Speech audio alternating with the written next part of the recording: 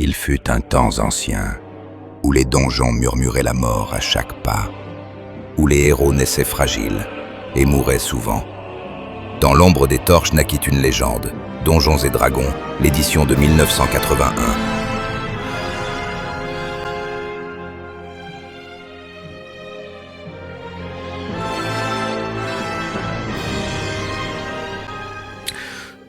Messieurs, votre aventure commence dans l'univers de Mystara, donc un univers médiéval fantastique qui évoque un peu la fin du Moyen-Âge, dirons-nous le 14e, 15e siècle. Il n'y a pas de poudre à canon, mais le monde est empreint de magie. Plein de duchés, de baronnies et de comtés dans cet univers, ce monde. Régissent donc les lois, les puissances s'affrontent pour certains, et d'autres tentent de maintenir une paix plus ou moins fragile. Et donc dans ce contexte, vous avez démarré il y a quelques semaines votre aventure dans la ville de Specularum, dans le Grand-Duché de Karameikos. Vous étiez un soir dans une taverne. Et puis vous avez, lors d'une soirée un peu arrosée, vous avez discuté avec un homme dans la force de l'âge, un homme barbu, vétéran, voilà, des blessures apparentes sur le visage, sur le corps, qui sous vous a raconté une histoire, celle d'un petit royaume souterrain qui se trouverait dans la forêt de Dimrak, donc au nord-est du Grand-Duché de Karameikos. Et puis cette histoire vous a intéressé parce que on parlait de trésors, de merveilles enchantées, de tout un tas de choses qui vous sortaient un peu de votre quotidien, d'aventuriers, de vagabonds qui écument un peu les rues en quête d'argent, car oui, messieurs, vous êtes de pauvres aventuriers sans le sou, en quête de gloire et de fortune. Et donc, en discutant avec cet homme, vous avez plus ou moins pu localiser un peu où se trouvait ce royaume souterrain. Vous êtes donc décidés, tous, à partir ensemble à la recherche de ce qui pouvait bien s'y trouver, quitte à y laisser votre vie, car de toute façon, c'était ça ou mourir de faim. Et donc, vous avez étudié la forêt de Dimrak, vous avez cherché des cartes, vous avez cherché des légendes, des rumeurs, vous avez enquêté au coin des rues, vous avez cherché différents ouvrages qui parlaient un peu de ces légendes oubliées. Et finalement, vous avez pu localiser approximativement où se trouverait l'emplacement de ce monde merveilleux. Donc vous avez passé plusieurs semaines à voyager sur des routes sûres, vous avez croisé certains voyageurs, pour certains sympathiques, pour d'autres moins, mais vous avez toujours pu vous en sortir. Et donc, le temps allant, vous avez quand même pris le temps de faire connaissance. Et du coup là, vous êtes effectivement vous êtes arrivé donc au cœur de la forêt d'Imrak, assez proche quand même de la frontière avec l'empire de Tiatis que vous pouvez voir un peu à droite. Et vous pensez être arrivé à l'entrée de ce royaume souterrain. Du moins, c'est ce que les cartes et les différents ouvrages que vous avez consultés vous laissaient vous laissaient penser. Mais cela fait désormais plusieurs jours que vous cherchez l'entrée de ce royaume et vous ne le trouvez pas. On parle d'un trou dans un vieux chêne, mais parmi tous ces arbres, difficile de localiser cet emplacement si commun. Et donc, on est à la tombée de la nuit passée, vous avez décidé de vous arrêter, de faire une pause pour la nuit, et donc de monter le camp. Donc vous êtes tous assis autour du feu ce soir. Et je vais demander du coup à chacun d'entre vous de se présenter rapidement en quelques phrases, simplement décrire votre personnage, à quoi vous ressemblez et puis qu'est-ce que vous faites là, quoi. Donc je vais pour ne pas trop pas être trop rude, je vais commencer par les vétérans. Alors, Shiny, Let Me Pass, Punk, et à partir de là, une fois qu'on aura présenté de nouveaux personnages, je vous appellerai systématiquement par les noms des personnages et non plus par les noms de pseudonymes de Chivalry 2. Je sais pas comment dire. Pseudo. Voilà. Donc, est-ce que quelqu'un veut commencer parmi vous trois, messieurs? Vas-y, Shani. Vas-y, Eric. J'ai pas créé de. Oui, après, je peux freestyler un peu. Oui, là, le but c'est de freestyle un peu. J'ai pas créé moi de fiche perso comme Ok. sur le. Non, mais c'est pas grave, je peux commencer. C'est pas grave, vous improvisez. Puis de toute façon, on cherche pas à savoir ce que vous avez fait pendant les 20 dernières années. On cherche juste à savoir qui vous êtes, comment vous appelez et ce que vous faites dans la vie. Donc, ce que vous faites dans la vie, ça vous pouvez improviser une profession. Ouais. En plus de votre statut d'aventurier.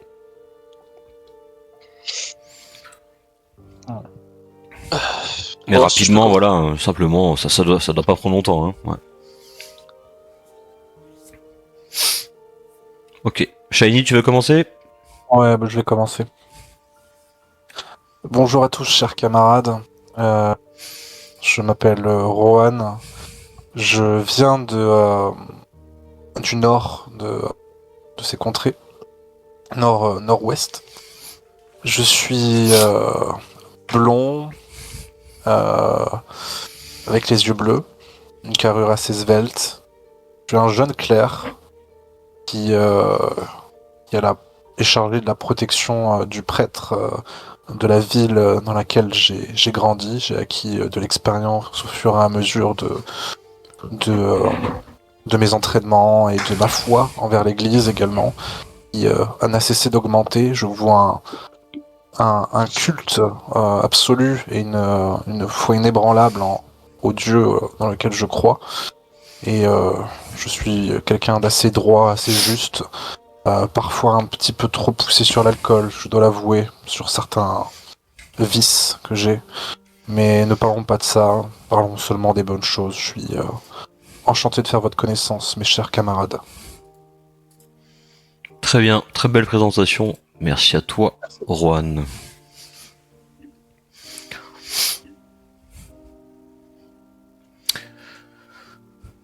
Je prends la suite. Vas-y. Allez. Bonjour à tous, je me nomme Barik, plutôt Barik des petits sorts, comme la populace aime m'appeler. Je m'occupe des anniversaires ou des fêtes de famille en tout genre, et je m'occupe aussi des problèmes de sommeil, par toute évidence, car je maîtrise dans tous les sorts que je sais utiliser. Mon sort favori et le plus utilisé, c'est le sommeil. Donc voilà, je suis pas très grand, je suis à peu près 1m60, 1 mètre de large, enfin... Dans l'idée, je suis un bon vivant, je mange bien, du moins quand j'ai d'argent pour m'acheter à manger. Et je suis d'une humeur assez festive, assez décontractée. Je prends la vie à la rigolade sans pour autant faire flancher l'équipe dans les moments sérieux. Je vais juste remontrer, le personnage de Rohan. Hop là, voilà. Merci Barik pour cette présentation assez humoristique, j'ai bien aimé. Et Punk, tu veux te lancer? Yes. Allez.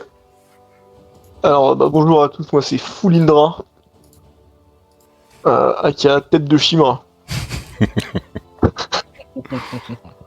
Non, donc voleur à mes heures perdues. Et coup d'arrêt, malandrin local, connu de personne, craint non plus de personne, mais je fais les poches de tout le monde. pas grand chose à dire de plus, je pense. Mis à part que j'aime beaucoup l'alcool. Donc voilà. On va être copains. Merci Foulindra, cette présentation assez honnête sur tes véritables intentions dans ce groupe. Je vais proposer donc au porte-parole d'enchaîner. Bonjour chers compagnons de route, vous l'aurez remarqué, je suis un elfe de par mes oreilles pointues. Je viens tout droit avant qu'on se rencontre à cette fameuse taverne des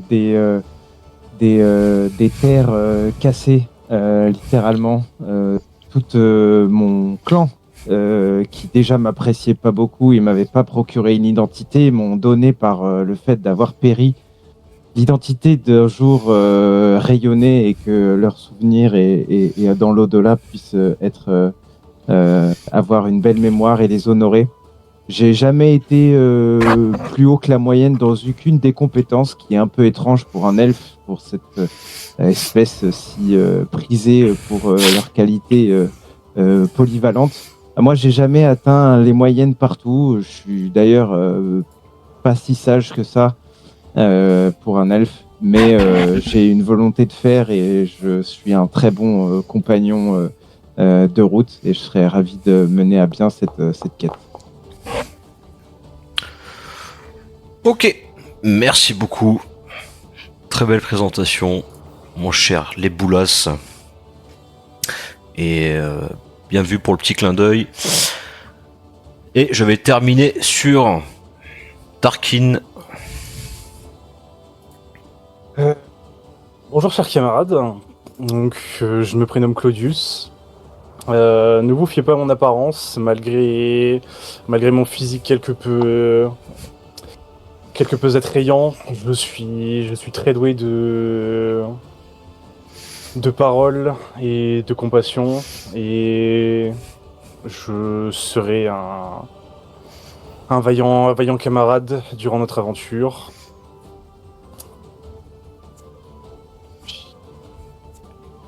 Merci beaucoup. Merci pour tout ça. Et messieurs, je vais donc vous demander ce que vous faites. Vous êtes donc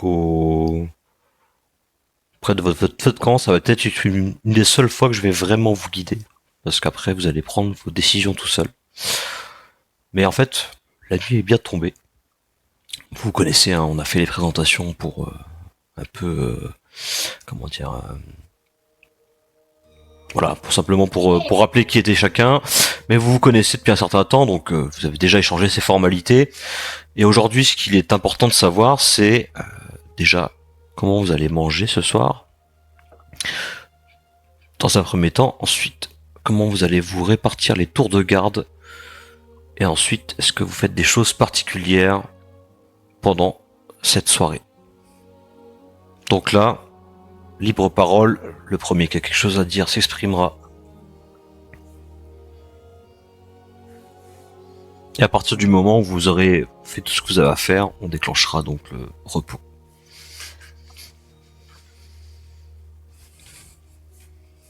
Je propose de commencer le premier tour de garde, si ça vous convient. Je suis plutôt quelqu'un qui ne se couche assez tard.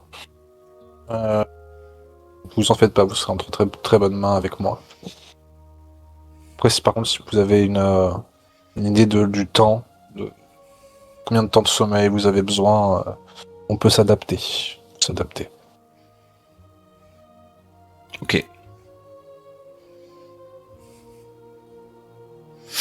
Ah, bien évidemment, j'ai emporté des rations. Donc si des personnes ici n'ont pas de quoi se substanter, je peux vous faire don d'un peu de nourriture. C'est aimable. Effectivement, la faim vous tenaille, parce que vous avez beaucoup marché aujourd'hui, vous avez beaucoup cherché, fouillé, et le sommeil aussi commence à se faire sentir. Donc vous n'allez pas avoir besoin de l'aide de Barrick ce soir pour vous endormir, ça c'est clair. Donc, Rohan se propose de prendre le premier tour de garde et de partager certaines de ses rations. Est-ce que vous autres faites quelque chose?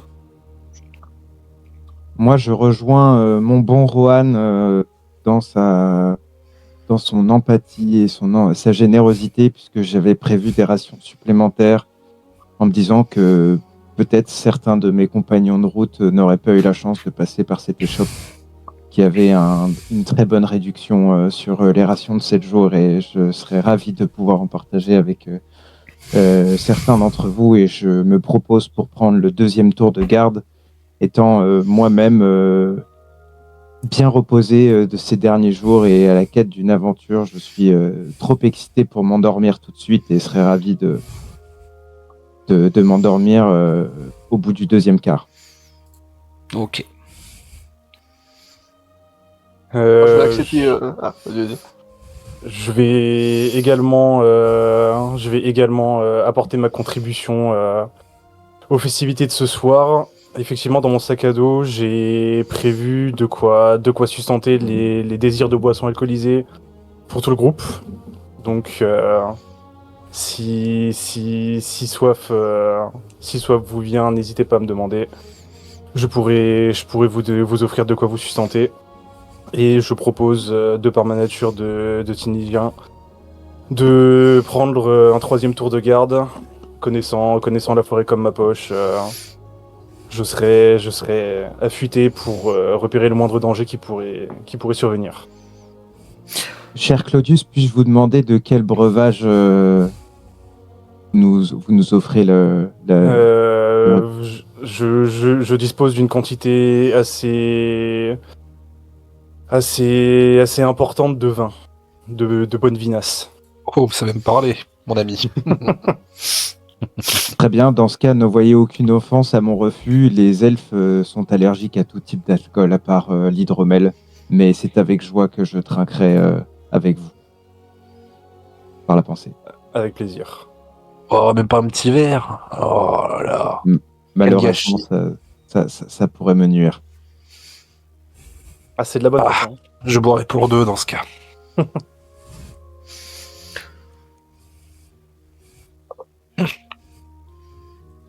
Très bien. Est-ce que... Alors, juste pour info, je précise juste, donc les Tinigens, donc qui sont la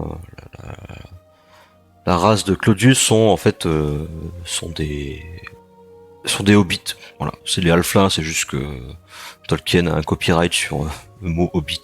Donc voilà, pour la petite explication. Mais c'est la même chose. Mon cher Barik et Foulindra, est-ce que vous faites quelque chose en particulier? Moi, j'accepte volontiers les rations qu'on m'offre. Que je n'ai rien pour manger. Et j'accepte aussi également l'offre de bonne vinasse qu'on me propose pour passer une excellente nuit.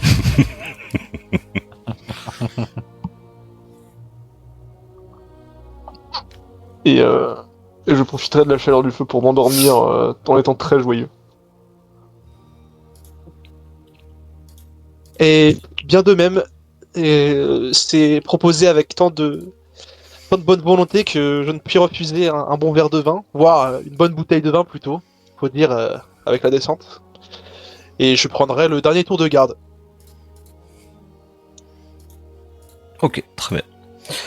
Donc si je récapitule, en premier nous avons donc Rohan, en deuxième nous avons les Boulas, en troisième Claudius, en quatrième Foulindra et en cinquième Barik. C'est bien ça? Ouais. Alors je vais vous laisser dans votre inventaire donc décompter les quantités de rations et de vin que vous partagez avec tout le monde.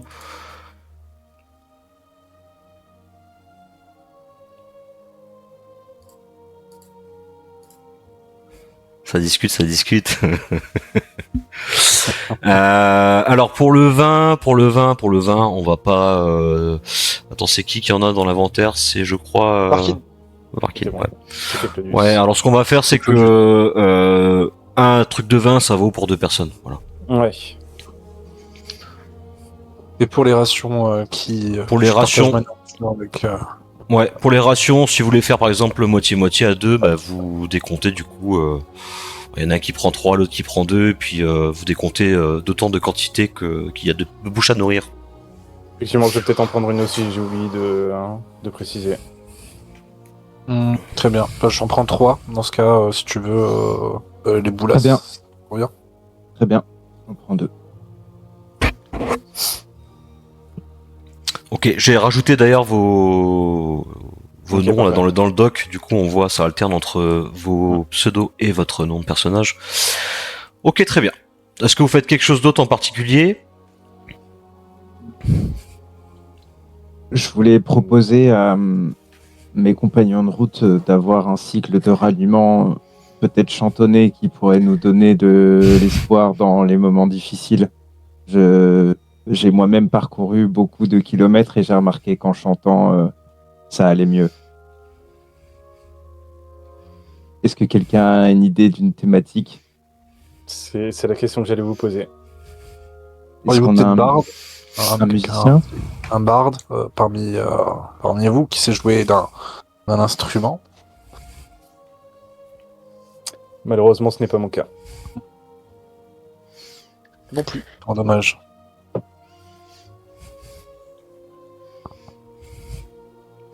Ok, donc la soirée continue. Au début, assez calme. Finalement, chacun est un peu dans son coin et puis parle peu. Et puis au fur et à mesure que l'alcool de Claudius circule au sein de la compagnie, de la troupe, eh bien les langues se délient un peu. Chacun raconte un peu ses petites anecdotes, plus ou moins intéressantes et drôles. Et puis finalement, la fatigue vous gagne tous. Et démarre le premier tour de garde. Donc, celui de Juan. Donc Juan, tout le monde s'endort. Il commence à être tard. Et puis donc tu circules un petit peu autour du camp. Tu restes assez proche quand même. Est-ce que tu fais quelque chose en particulier ou est-ce que tu maintiens juste une allure de surveillance? Je me tiens au pied d'un arbre très proche du camp, vraiment à quelques pas du feu. J'essaie de rester relativement immobile, un œil attentif, mais surtout l'ouïe bien fine pour essayer de repérer le moindre agitation, le moindre bruit dans l'environnement. Mhm. Je garde quand même ma masse à côté de moi, au cas où. Ok. Et c'est à peu près tout. D'accord.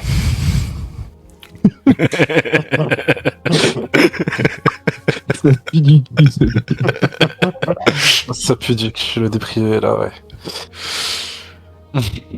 Ok. Très bien.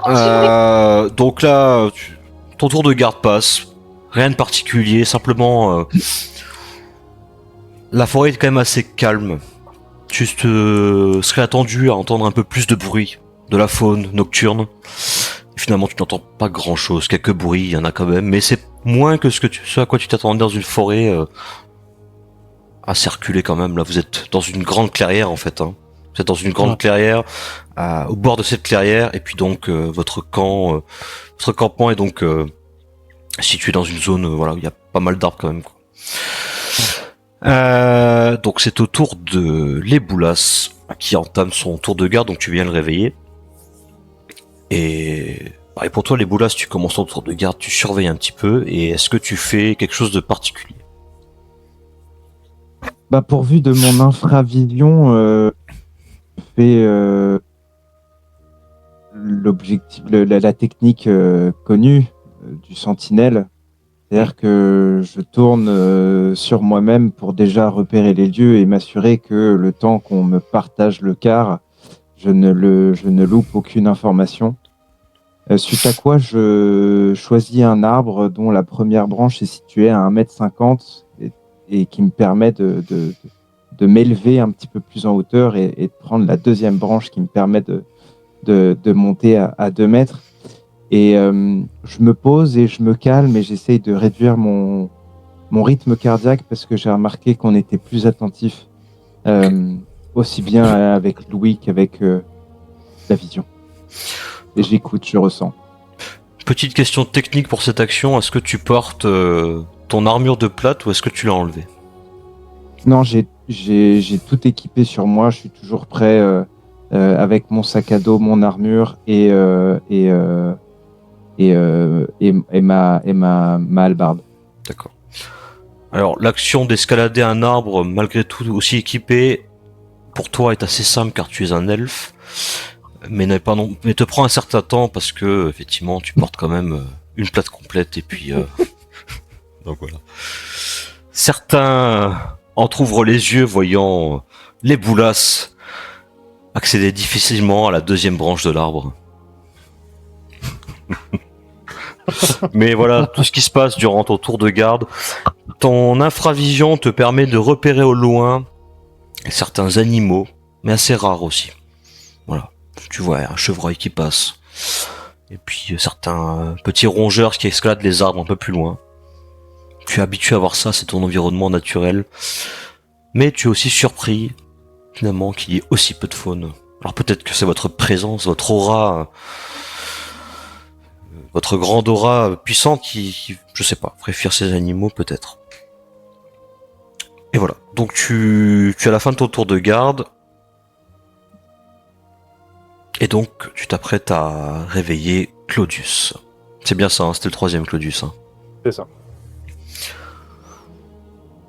Donc Claudius, tu te réveilles alors que l'Eboula se rendort. Que fais-tu?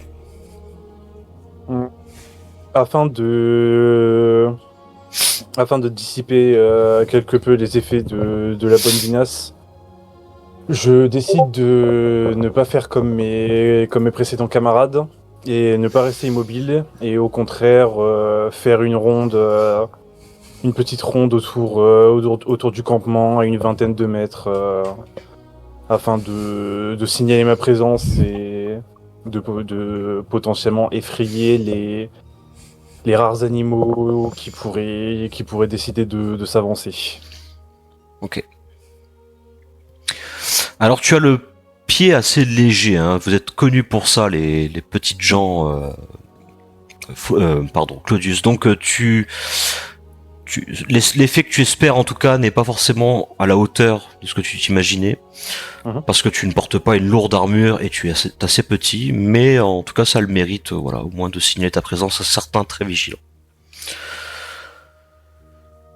Ok, donc ton tour de garde se déroule sans accroc et tu vas passer la main donc à Folindre.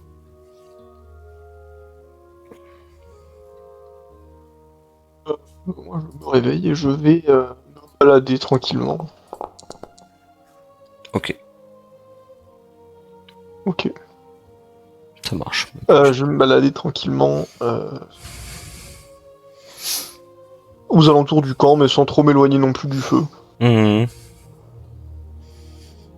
Puis je scrute les environs. Quand tu reviens vers le feu de camp, tu sens une bourrasque d'air. Une bourrasque suffisamment forte qui ferait presque éteindre le feu restant. Et toi-même, tu es pris d'un froid qui te prend un peu aux tripes. Mais ce froid ne dure pas.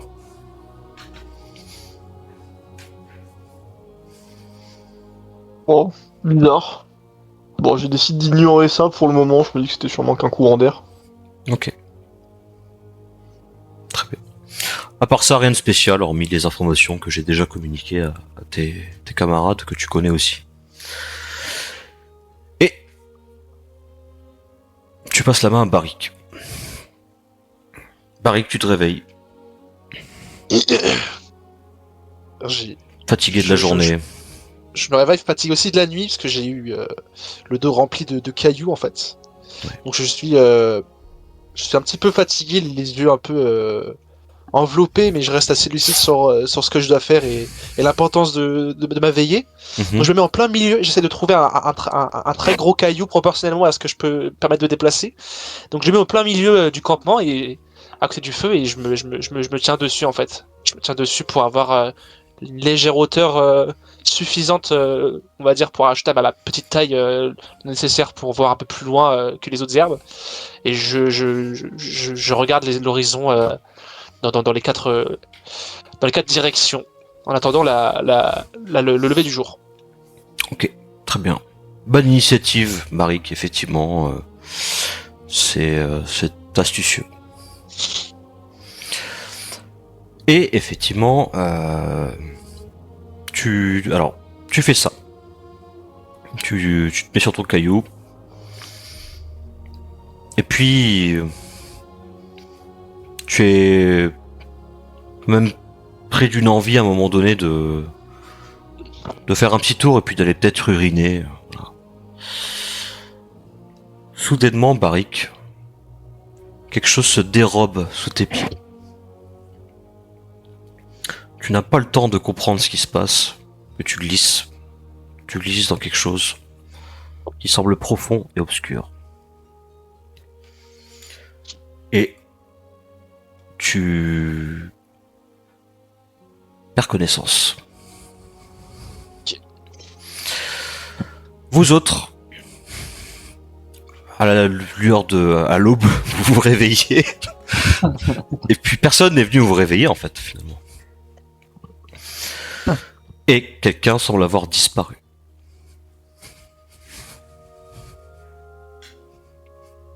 Barik n'est plus parmi vous.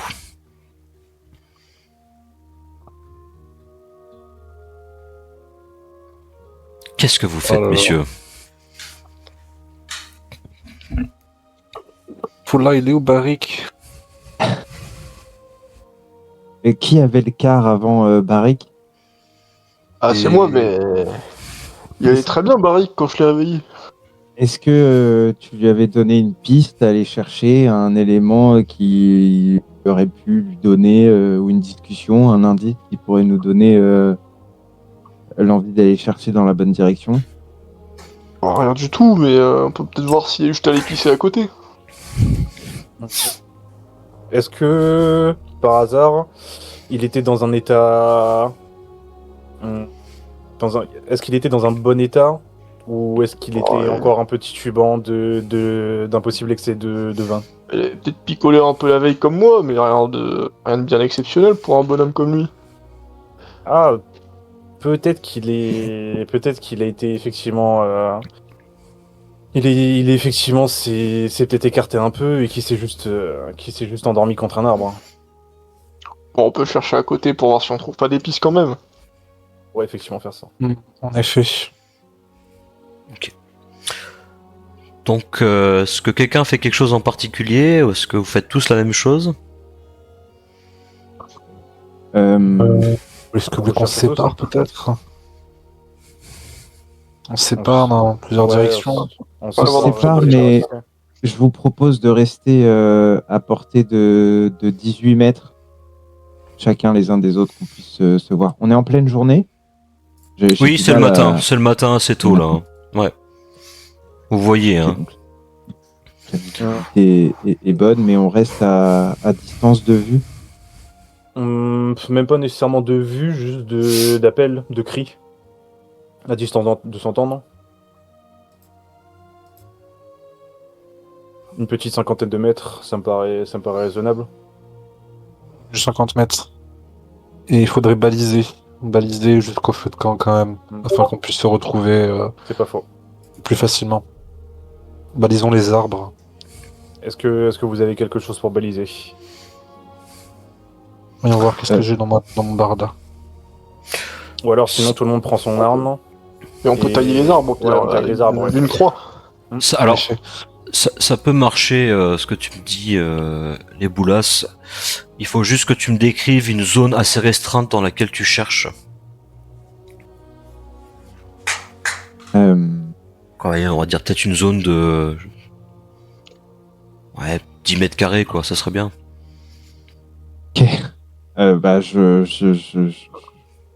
je tente une détection de porte secrète au cas où le malandrin se soit séparé de nous parce qu'il a trouvé l'entrée du tunnel à lui tout seul et qu'il voulait se faire le butin. Sait-on jamais.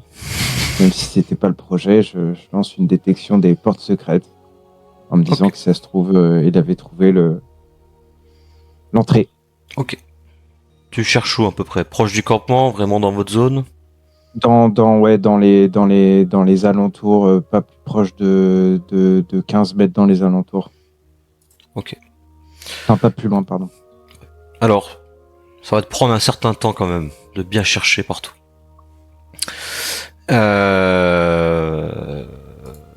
Donc, ce que je vais faire, c'est que je vais lancer un dé à ta place. Ok. Tu vas passer peut-être 1 à 2 heures à vraiment scruter la zone de fond en comble avec cette faculté qui est la tienne, et tu ne sembles pas avoir trouvé, en tout cas ce qui semble être une entrée secrète ou quelque chose dans le genre. Tu es sûr de toi, en tout cas, tu es sûr de tes recherches.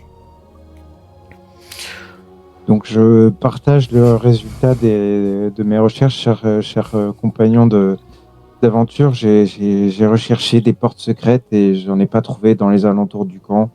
Donc il faut qu'on s'éloigne un petit peu plus et qu'on scande son nom pour essayer de le retrouver.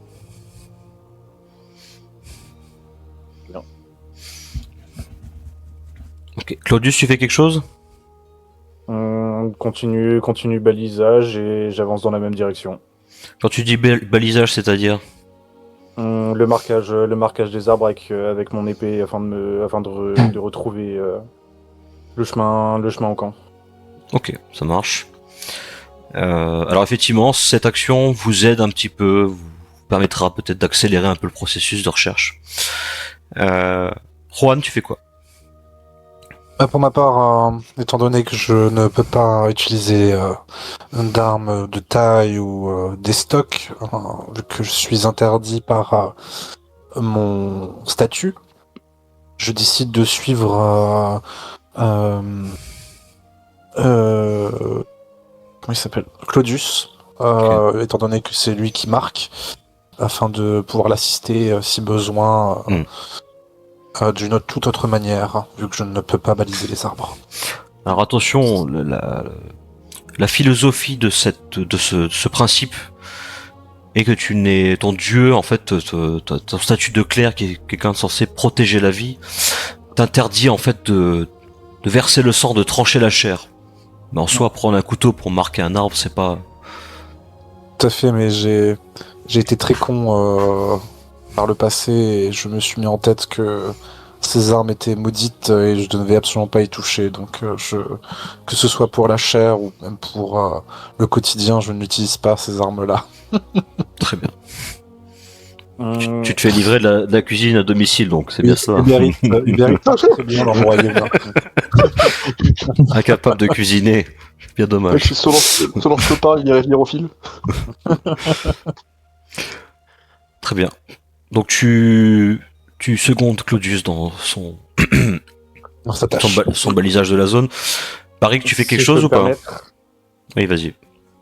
Si je peux me permettre, je pense, camarade Juan, que le fait d'accompagner quelqu'un qui peut déjà baliser son chemin n'est pas très utile.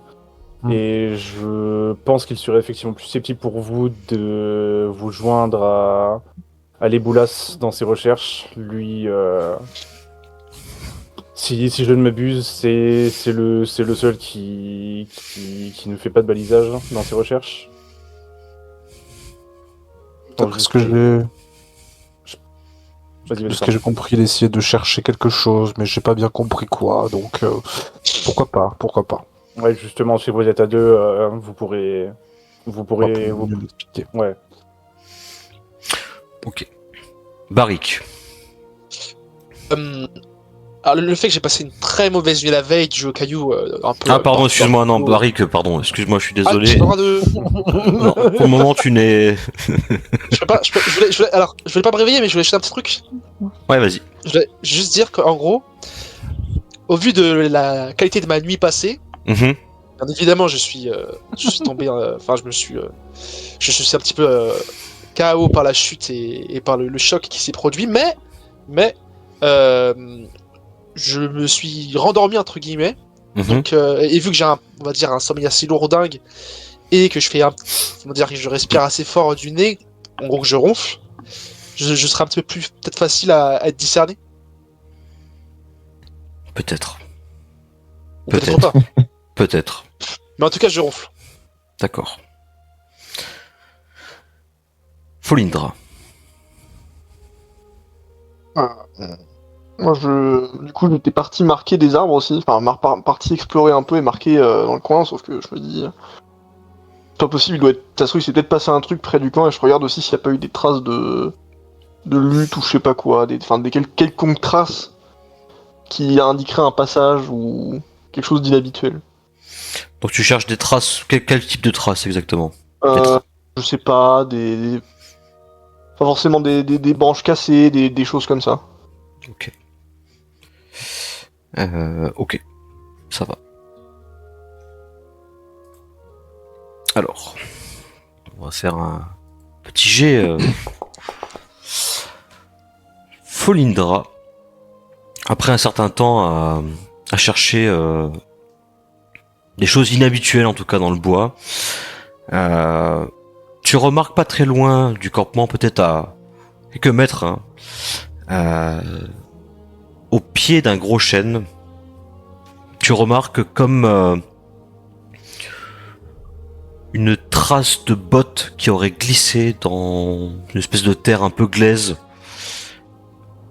Comme si on avait creusé, comme si on avait fait comme si quelqu'un avait ripé en fait à cet endroit. Et la suite de cette traînée semble se dissimuler derrière une espèce de feuillage un peu épais. Proche pour voir ce qu'il y a dans ce feuillage très épais, pour essayer d'enlever les feuilles. Au moment où tu t'approches de ce feuillage, tu ressens ce froid. Un froid qui te prend un peu aux tripes. J'ai envie d'y aller. Alors, qu'est-ce que tu fais? Je décide de m'éloigner Mhm. et de lancer un caillou dans ce tas de feuilles. Tu t'éloignes et tu lances un caillou sur ce tas de feuilles. Le caillou atterrit sur le tas de feuilles. Il ne se passe rien donc. Il ne se passe rien. Je m'approche du tas de feuilles à nouveau. Oui.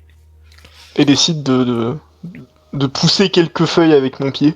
Pour voir si j'arrive à discerner un peu quelque chose en dessous. Ok. Tout en restant prudent. D'accord. Donc à l'aide de ton pied fin de bandit, tu commences à pousser un petit peu ce feuillage qui s'avère être beaucoup plus résistant que ce à quoi tu t'attendais. Et tu sens que le froid s'intensifie, comme si ce feuillage recouvrait quelque chose, une cavité, l'entrée peut-être d'un tunnel. Bon, je continue d'enlever les feuilles jusqu'à ce que je trouve, enfin que je vois le tunnel un peu plus clairement alors. Effectivement, tu vois parmi ces feuilles et racines un trou d'1 mètre de diamètre environ. Un tunnel obscur et froid. Hey. Ouais, Barik, t'es là-dedans? Barik, tu ouvres les yeux. Tu as chuté de plusieurs mètres, peut-être 6 ou 7 mètres. T'es un peu engourdi, t'as un peu mal au dos, mais ça va. Un sol assez meuble a amorti ta chute. Et tu te réveilles dans une pièce sombre, obscure. Et tu entends une voix qui semble t'appeler d'en haut.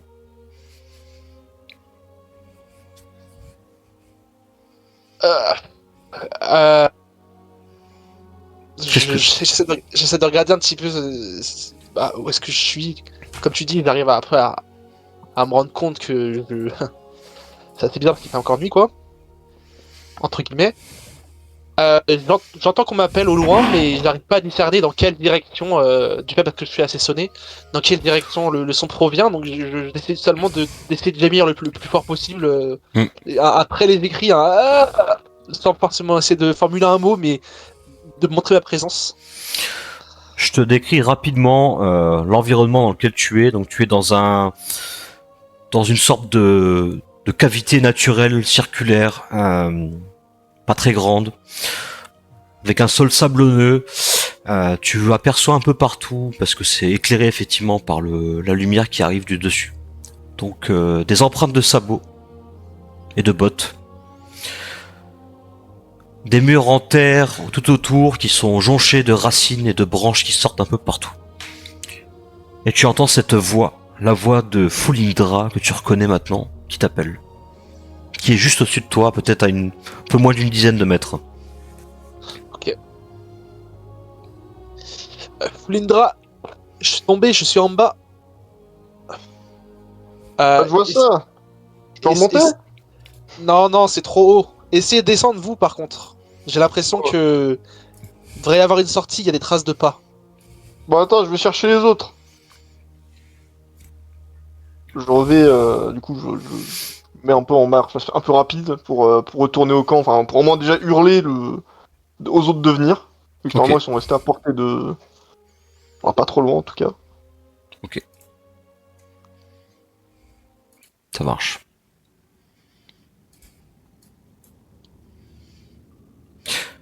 Tu appelles donc tes camarades qui, effectivement, s'affairent tous à l'entrée du tunnel. Messieurs, quelle est votre réaction? Que faites-vous? Je demande à Barry, est-ce que tu pourrais nous décrire davantage ton environnement et si ça vaut le coup qu'on te rejoigne ou si c'est un piège à cervidé? Je vois pas grand chose, mais je peux discerner des empreintes de pas et je vois aucun corps aux alentours, donc ça va forcément dire qu'il y a il y a une porte, une porte secrète ou quelque chose comme ça, ou même un chemin pas forcément très très visible. Est-ce que tu as une torche sur toi pour essayer de procéder Alors, un tout petit peu? j'ai une torche dans mon sac à dos, mais je suis pas sûr d'avoir mon sac à dos sur moi. Tu avais tes affaires avec... qu'est-ce que tu as fait la veille? Effectivement, tu l'as pas précisé.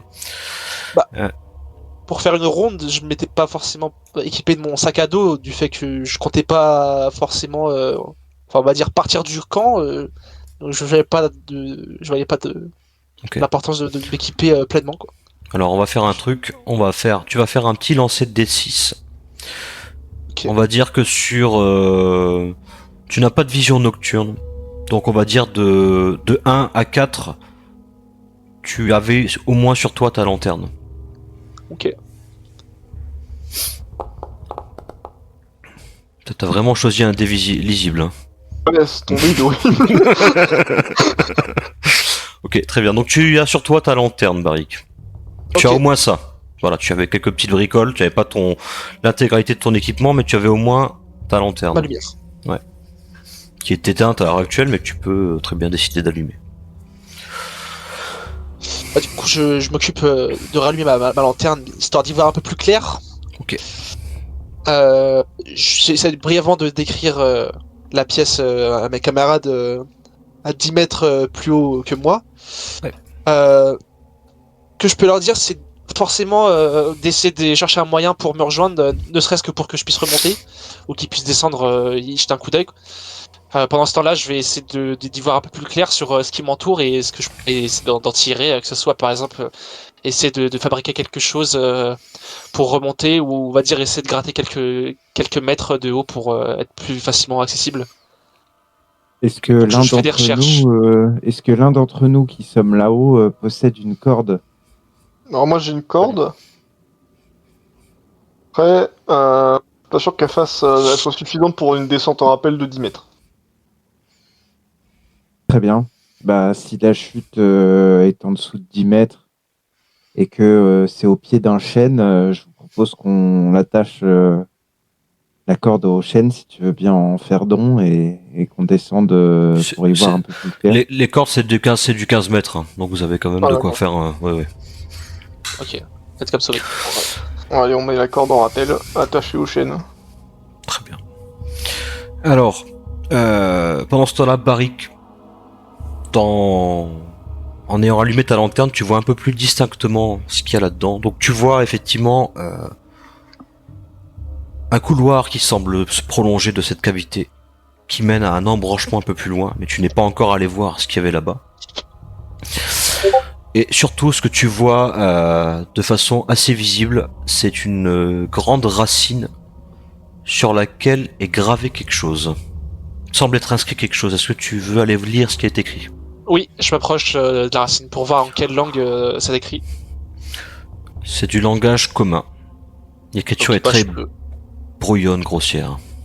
J'essaie de discerner les écriteaux et de lire le message. Il est écrit sur cette racine « Bienvenue au royaume de Noli ».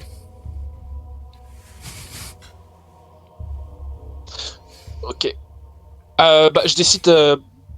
Voilà, je viens de prendre de l'information. Je viens juste d'apprendre l'information, donc je décide forcément de. Eh les gars, je crois qu'on est arrivé au royaume de Noli. C'est écrit sur une branche. Ici. Bas.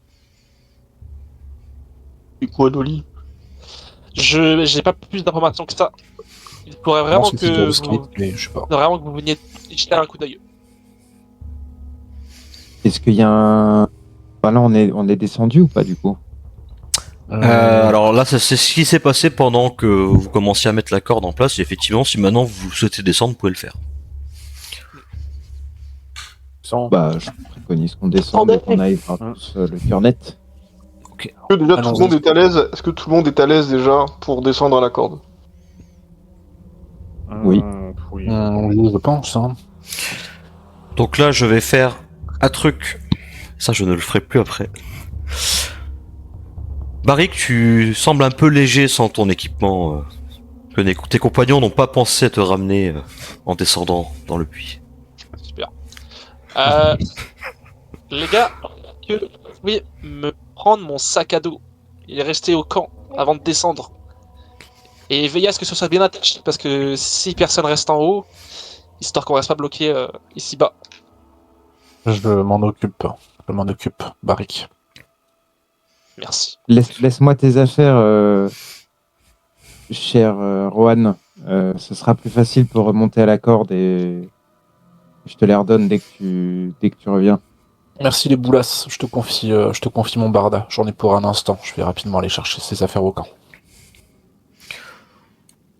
Donc à l'aide de la corde et équipée des affaires de Barik, vous descendez sans grande difficulté dans cette cavité obscure. Cette cavité, à présent éclairée par la lanterne de Barik, où vous voyez distinctement des parois de terre jonchées de racines un peu partout.